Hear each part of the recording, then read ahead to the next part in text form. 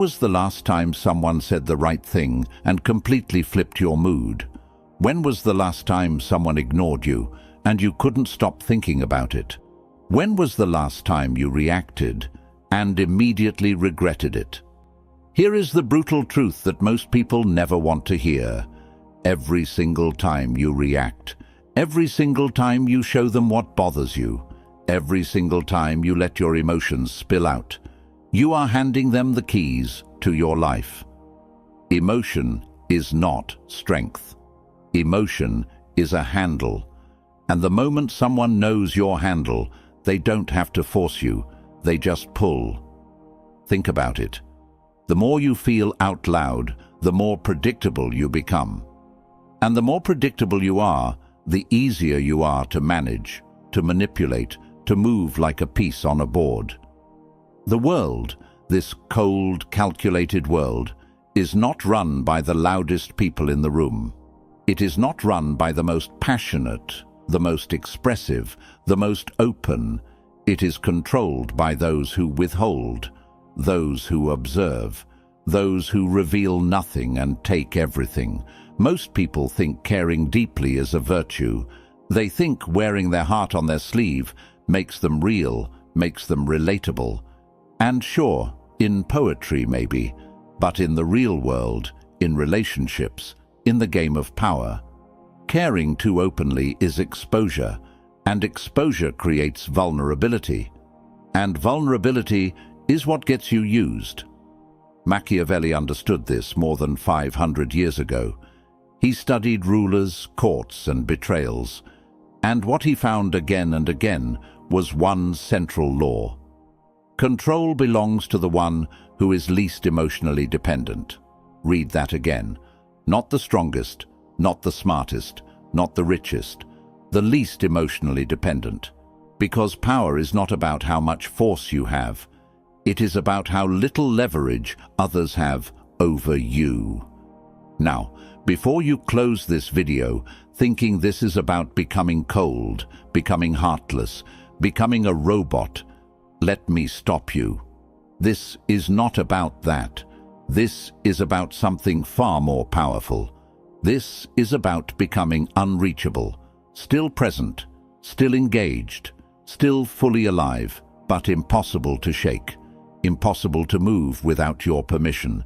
These are not habits. These are not tips. What we are going over today are control mechanisms, 7 of them. And each one, when you put it into practice, removes one more way for the world to push you around. By the time we reach the end of this video, you will see every emotional reaction you have been making and understand exactly how much it has cost you. And more importantly, you will know what to do instead. Before we move forward, I want you to drop this affirmation in the comments. I control my reactions. Are you ready? Let's get into it. Number 1. Conceal your emotions to eliminate weakness. Your emotional reactions are not private. Every time your face tightens, every time your voice shakes, every time you go quiet when someone brings up a certain name, you are broadcasting. You are sending out a signal to everyone watching that says, "This is where I hurt. This is what I care about. This is what you can use against me." People do not guess your weakness. They observe it. They watch you. They test you. They say something off, and they watch your eyes. They ignore your message, and they watch how long it takes for you to follow up. They cancel plans, and they measure how fast you reach back out. They are running experiments on you every day without a lab coat. And every visible reaction is data. Data that builds a map of exactly where to press to get what they want from you. Your boss, who knows you get anxious when projects are criticized, uses that to keep you working overtime. Your ex, who knows you still flinch at certain memories, uses that to stay in your head. Your competitor, who knows your pride flares up when challenged, uses that to push you into bad decisions. This is not paranoia. This is how human beings operate. Power goes to the one who knows more while revealing less. Expression turns your internal world into external information. The moment you show it, it is no longer yours. It belongs to whoever is watching. So what is the move? The strategic move is simple. Reduce your visible reactions. Reduce your attack surface. Not forever, not with everyone, but deliberately, especially when there is something at stake. When someone delivers bad news, do not let your face collapse. When someone challenges you, do not rush to defend. When someone tests your limits, do not immediately show them where the line is. Make them guess. Keep them unsure. Because what they cannot read, they cannot target. This does not mean becoming fake. It means becoming disciplined. There is a difference. Fake people pretend to feel something they do not feel. Disciplined people feel deeply, but they choose when and where and how much of that feeling becomes visible. The face you show the world is a tool. Use it intentionally. A calm face in a storm is not absence of feeling. It is control, and control is power. Stop letting your face be a mirror of everything happening inside you. Let it be a mask, one you choose to lower only when it serves you. Lesson 1 is not about hiding who you are. It is about protecting who you are. Drop this affirmation in the comments. My silence is power. Number 2, eliminate all needs to become non-negotiable. Here is where it gets uncomfortable, because lesson 2 does not just ask you to control your face. It asks you to look at what you actually want from people, what you need, what you are quietly, constantly, hoping someone will give you. Need creates dependency, and dependency removes control every single time. Think about the relationships and situations in your life where you feel the weakest. I would bet real money that in almost every case, there's something you want from that person or situation. Validation, attention, closure, approval, a response, an apology, recognition for what you have done. The moment you want something from someone, the moment you need something from them, you have handed them positional advantage. You have moved yourself into the lower seat at the table, because now they have something you want, and that gives them leverage over you, whether they use it or not. This is why some people stay in relationships that drain them for years. They need to feel chosen. This is why some professionals never leave toxic jobs. They need the validation of the title. This is why some friendships feel one-sided forever, because one person is always needing, always hoping, always waiting, and the other person, consciously or not, keeps them in that position. The power shift happens, and this is critical, when you become genuinely willing to walk away. When you are okay if the deal falls through. When you are okay if they do not reply. When you are okay if the relationship ends. Not because you do not care, but because you refuse to give anyone that kind of hold over your choices. Non-attachment removes all pressure points. When you need nothing from someone, they have no card to play. There is nothing to withhold, nothing to threaten, nothing to use. You become non-negotiable because there is simply no angle from which to pressure you. Machiavelli once said, "The one who adapts his policy to the times prospers, and likewise, the one whose policy clashes with the demands of the times does not." Need ties you to a moment, to a person, to an outcome. Freedom from need lets you move when the time is right. Start watching yourself this week.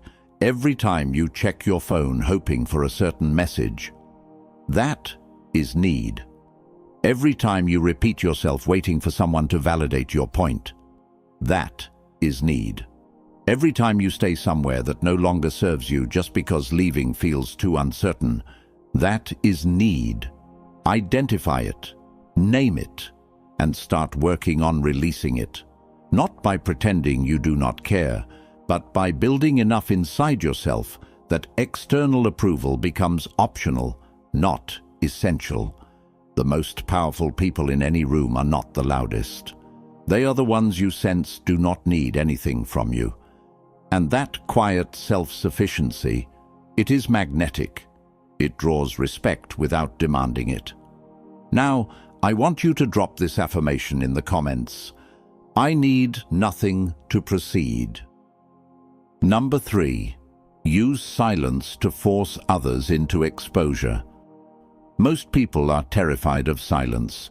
They rush to fill it. They over-explain when a simple answer would do. They respond immediately when a pause would be far more powerful. They talk when staying quiet would tell them everything they need to know. Here is what no one tells you about silence. It is one of the most aggressive psychological tools available to you, and it costs absolutely nothing. Here is what happens when you stop reacting. When someone says something designed to provoke you and you say nothing, they immediately start questioning their approach. Did it work? Did it land? Should they push more? Did they go too far? The silence forces their mind to fill the gap. And in filling the gap, they reveal themselves. People who are trying to manipulate you rely on your reaction to confirm their position. Your anger tells them they found a nerve. Your defense tells them the accusation was close to true. Your explanation tells them you feel guilty. Your immediate response tells them you were waiting. Every reaction you give is feedback. It tells them whether their tactic worked and where to push harder next time. But when you give them nothing, they are left with their own thoughts, and their own thoughts start to work against them. They reveal more, trying to fix what they think went wrong. They over-explain, they backtrack, they get louder, and the more they move, the more you see. Silence creates psychological imbalance without effort. It turns their attention inward while you stay completely unaffected on the outside. You are watching everything. They do not know what you are thinking, and that uncertainty alone puts you in control. This works in negotiations. You make your ask, you state your position, and then you shut up. The other person will almost always speak next, and usually in a way that benefits you. It works in confrontations.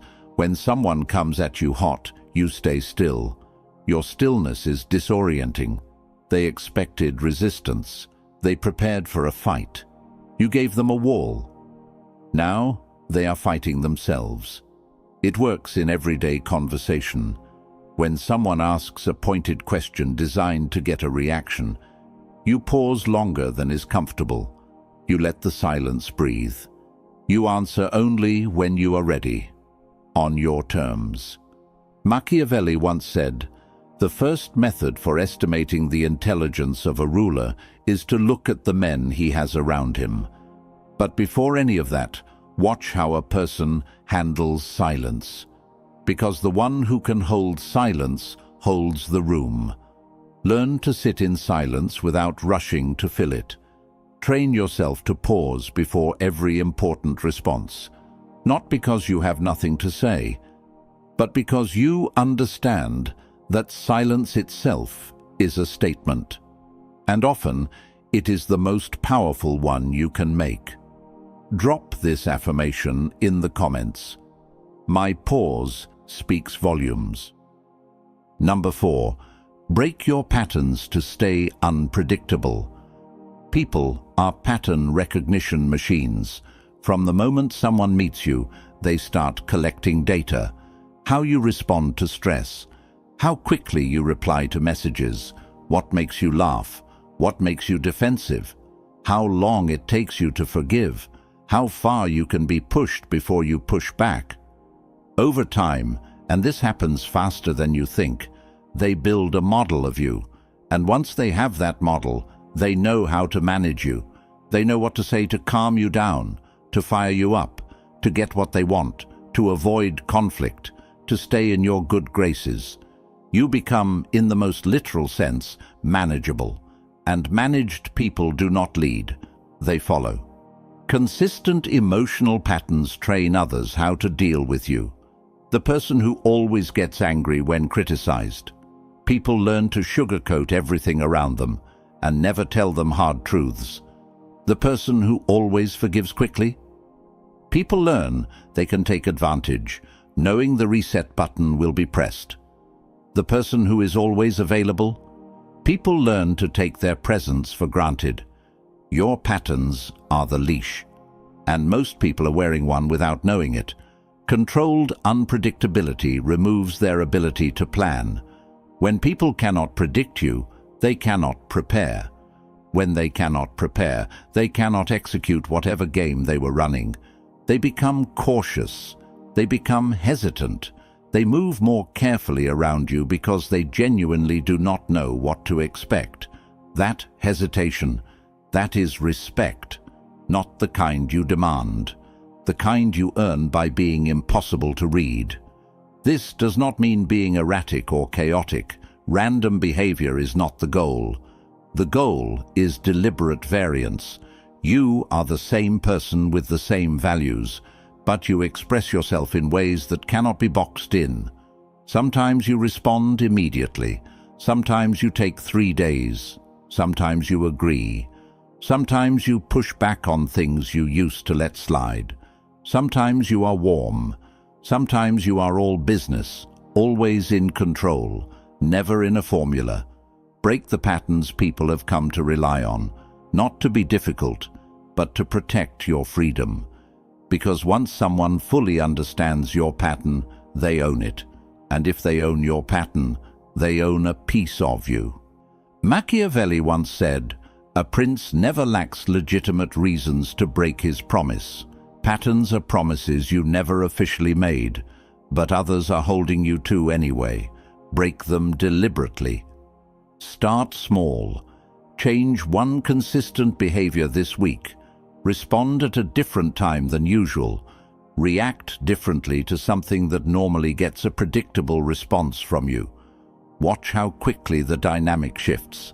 Watch how people recalibrate. That moment of recalibration, that is your power returning. Drop this affirmation in the comments. I am never predictable." Number 5. Withdraw attention to increase your value. Here is a truth about human psychology that nobody wants to admit. We do not fully appreciate what is always available. Think about the people in your life who show up every single time, no questions asked. Who respond the moment you reach out? Who are always there, always warm, always consistent? And think about how often you take that for granted. Not because you are a bad person, but because the brain assigns value based on scarcity. What is rare is precious. What is constant fades into the background. Attention is a currency, and like all currencies, it loses value when there is too much of it in circulation. When you give your attention generously and freely to everyone all the time without any filter, you are not being kind. You are devaluing yourself. You are telling people at a subconscious level that your attention costs nothing. And people treat free things the way they treat free things. They use them and move on without thinking twice. But when attention is reduced, when people have to wonder whether they have it, when they realize it is not guaranteed, when they feel the absence of something they used to receive without effort, something changes. They compensate, they invest more, they reach out, they try harder. Not because you asked them to, but because scarcity creates pull. This is not manipulation. This is alignment, aligning how you give your attention with how much it is actually worth. The irony is that most people do the exact opposite. When they sense someone pulling away, they lean in harder. They give more. They become more available. And in doing so, they make the problem worse. The other person pulls further. The dynamic shifts further. because now the imbalance has been confirmed, and your increased availability just confirmed your lower position. Step back instead. Let the silence exist. Reduce your responses. Make yourself slightly less reachable. Not in a punishing way, not as a game, but as a genuine reassertion of your own value. Let your presence become something that has to be earned. Machiavelli once said, "Men are so simple and so much inclined to obey immediate needs that a deceiver will never lack victims for his deceptions." The greatest self-deception? Believing that more availability equals more love, more respect, more connection. It rarely does. Start treating your attention like your rarest resource, because it is. Your focus, your time, your emotional energy, these are finite. When you scatter them freely, you will find them returned to you sparsely. When you hold them with intention, you will find others showing up differently around you. Value increases when access decreases. That is not cruelty. That is reality. I want you to drop this affirmation in the comments. My presence is valuable. Number 6. Delay your response to control the situation. Speed is mistaken for strength, but in most situations, the person who responds first responds weakest. When you react immediately to everything, to every message, every provocation, every question, every demand, you are demonstrating emotional compliance. You are showing the world that you are on call, that you are available, that when they push, you move.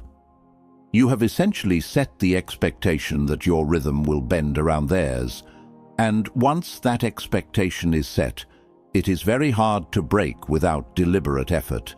Delay does something that speed cannot. Delay introduces control over the timing, over the tone, and over the direction of what unfolds. When you decide when to respond, you decide the emotional temperature of the exchange. You decide whether it escalates or de-escalates. You decide how much weight your words carry when they finally land. The one who decides when controls how it unfolds. Read that again. Timing is not a minor thing. Timing is a form of dominance. Think about negotiations. The first person to name a number is usually at a disadvantage. Think about arguments. The first person to raise their voice usually loses the room. Think about requests. The one who responds immediately to demands signals that their time is less valuable than the person demanding. Calm delay forces others to operate outside their rhythm. When someone sends an aggressive message and you take a day to respond, calmly, clearly, without matching their energy, they are suddenly scrambling. They sent heat, you sent precision. They attacked on their timeline. You responded on yours. The power dynamic just shifted without you saying anything dramatic. This is especially powerful in high-stakes situations. When the stakes are high, speed feels urgently important. But that urgency is usually manufactured, designed to rush you into a reaction before you have had time to think. Do not take the bait. The situation is rarely as urgent as it is being presented. Take your time, gather your thoughts, and respond from a place of complete control. In daily life, this looks like this. Someone says something that frustrates you. Before you respond, you pause, you breathe, you walk away if you need to. You let time do the work of separating your emotion from your judgment. And then, only then, you respond with exactly what you intend to say. Not what your initial anger wanted to say. What the situation actually requires. Machiavelli once said, "Whosoever desires constant success must change his conduct with the times. Change your timing with the moment. Fast when speed serves you, slow when slowness gives you the advantage." Delay is not avoidance, it is precision. The pause before a powerful response is not weakness, It is the moment where you decide who you want to be in this situation. It is the gap between stimulus and choice.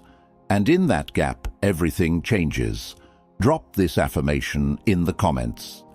I respond, never react. Number 7. Practice detachment to remain untouchable. Here we get to the deepest principle of all, the one that makes all the other 6 possible, because you can try to conceal your emotions, reduce your needs, use silence, break patterns, withdraw attention, and delay responses. But if you're still emotionally entangled at the core, all of it is theater. All of it will fall apart the moment the pressure gets high enough.